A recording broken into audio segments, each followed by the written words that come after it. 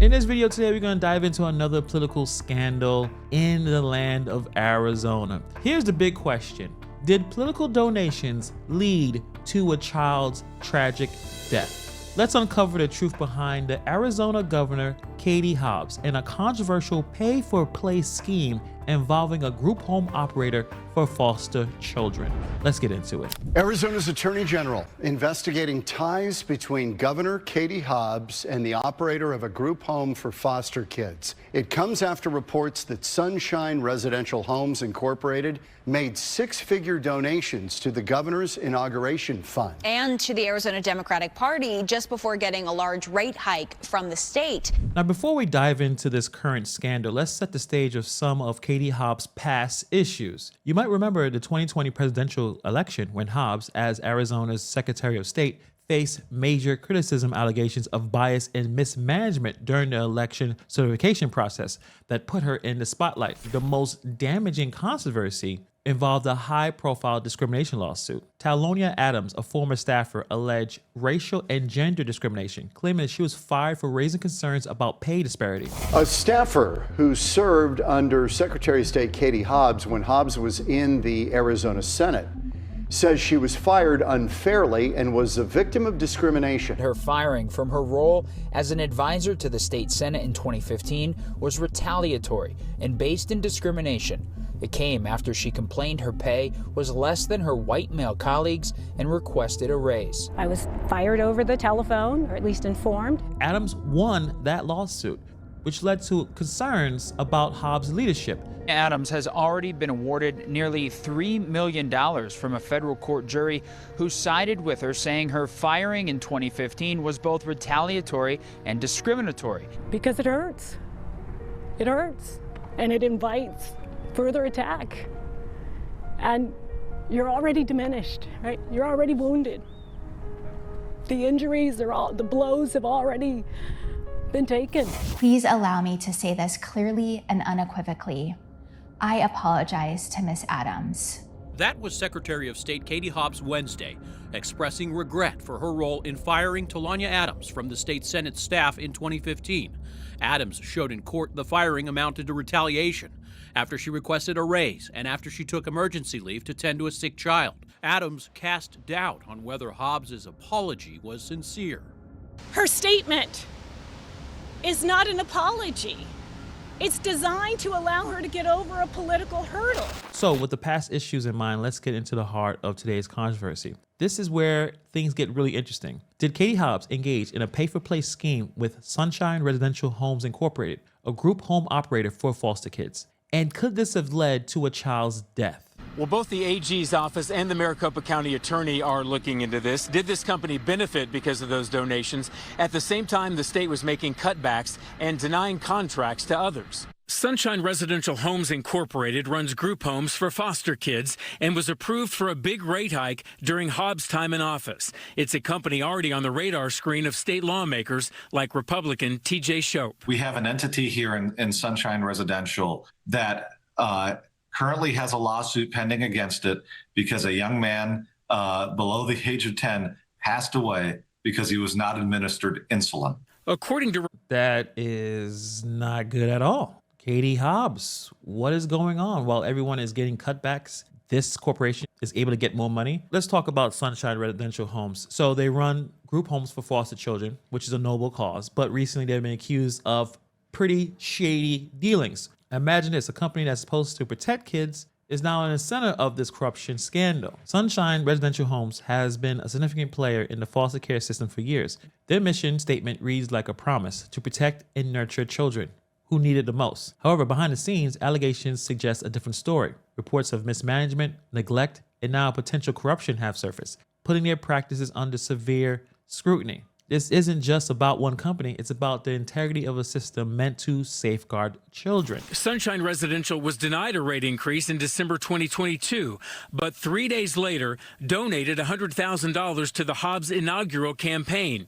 Then the very next year, the increase was approved. That sounds like pay for play. The increase was approved, $234 a day, much higher than the average $169 for other group homes. We were talking about millions of dollars, and to know that not many, if any at all, had seen rate increases that large was definitely troubling. Why did Sunshine Residential get that much money? Sunshine Residential made some hefty donations, $100,000 to Hobbs' inaugural campaign and $200,000 to the Arizona Democratic Party. And just days after these donations, Sunshine receives a massive rate hike approval from the state, raising their daily rate from $169 to $234. Coincidence? Many do not think so. Let's look at the timeline here, because the timeline is crucial. In 2022, Sunshine's request for a rate increase was initially denied. Then 3 days later, a $100,000 donation was made to Hobbs' campaign. And then shortly after, all of a sudden they got their rate hike was approved. This significant increase in funding raised their daily operation budget, allowing them to charge much more than any group home. The optics of this is ridiculous. The sequence of events has led to obvious accusations of pay-to-play arrangement, where political donations directly influence state decisions. The newspaper also reports Sunshine donated $200,000 to the Arizona Democratic Party, plus the CEO was on the Hobbs inauguration committee. Shope says it's either a crazy coincidence or plain as day pay to play, and it's now up to investigators. That has to be paid for play. It's very intimate, the relationship between the people who are running this company and Katie Hobbs. I believe that they, at the very least, see the allegations the same way that I do, which is troubling at best. But of course, let's see what she had to say as a response to this controversy. Governor Hobbs' office sent out a statement. It reads, just like past investigations instigated by radical and partisan legislators, the administration will be cleared of wrongdoing. Governor Hobbs is a social worker who was a champion for Arizona families and kids. It is outrageous to suggest her administration would not do what's right for children and foster care. I did reach out to Sunshine Residential Homes today for comment. I was told there was no one available to talk. Yeah, that sounds like a really good situation there. Obviously, they wouldn't have anything to say because this looks pretty bad. Here is the article. I'll put the link in the description box below if you guys want to read the entire article. It's pretty disturbing and just heartbreaking, to be honest. Arizona dad seeking answers after son dies in state care. This is a story of Richard Bodgett, a single father, was jailed on a drug charge when a worker from Arizona Healthcare Agency delivered the devastating news to him that his son was brain dead and on life support, just days after being taken into custody. Bodgett screamed, cried, screamed some more. Jacob was his only son, a darn cute, curious 9-year-old who loved remote control cars and video games. Jacob had type 1 diabetes, a condition requiring careful insulin management. Bodgett, obviously devastated, struggling to figure out how his son, his pride and joy, could die so suddenly. He suspects that the Arizona Department of Child Safety failed in their duty, possibly by not monitoring Jacob's blood sugar or ensuring he had enough insulin. The medical examiner lists Jacob's death as natural with complications from diabetes, mentioning ketoacidosis, a serious condition caused by the lack of insulin. Jacob's death has prompted an investigation by the Maricopa County Sheriff's Office, while the Department of Child Safety has remained silent on the details, citing confidentiality laws.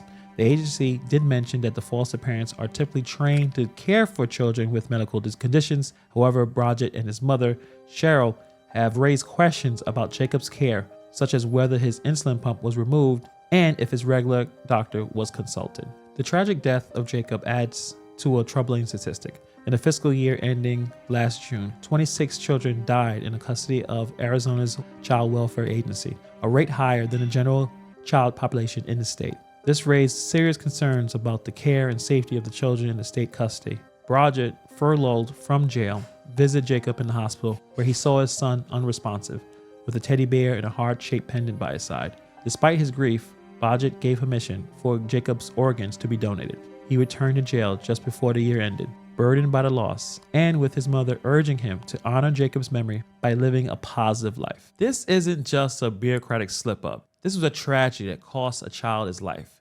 This incident turned the spotlight on Sunshine Residential's practices and raised serious questions about their care standards. How could they get a rate hike increase based on these situations. This boy who required insulin for his diabetes was reportedly neglected to a point where his condition became fatal. This situation highlights potential negligence at Sunshine Residential. Taking a closer look at the foster care system in Arizona and basically in America, there's no secret that the system is underfunded and overburdened. Group homes like Sunshine Residential are crucial, but they need to be held to the highest standards. You're taking care of kids, taking care of children. When corners are cut, the most vulnerable pay the price. Arizona's foster care system has been struggling with a growing number of children needing care, coupled with insufficient funding and resources. Group homes play a vital role, often stepping in when resources fail short. However, the standards and oversight of these homes vary greatly. The rate hike controversy and the allegations of negligence against Sunshine Residential shows that there needs to be more oversight and there needs to be more funding in foster care systems, but they definitely need more oversight because this looks like a pay-for-play scheme. Large political donations often come with strings attached. In this case, the timing of the donations and the rate hike approval raise a lot of questions. What was discussed behind closed doors? Were there reassurance given? These questions are at the heart of these situations and on these ongoing investigations. Understanding the nature of these donations and their impact on policy decisions is important in determining whether any ethical or legal lines were crossed. This particular scandal stands out to me because it's greatly affected the lives of vulnerable children. The intersection of political corruption and child welfare makes this case particularly disturbing and troubling. What do you guys think about this story? Put in the comments below. Thank you for taking time to watch this video, and I see you guys in the next video.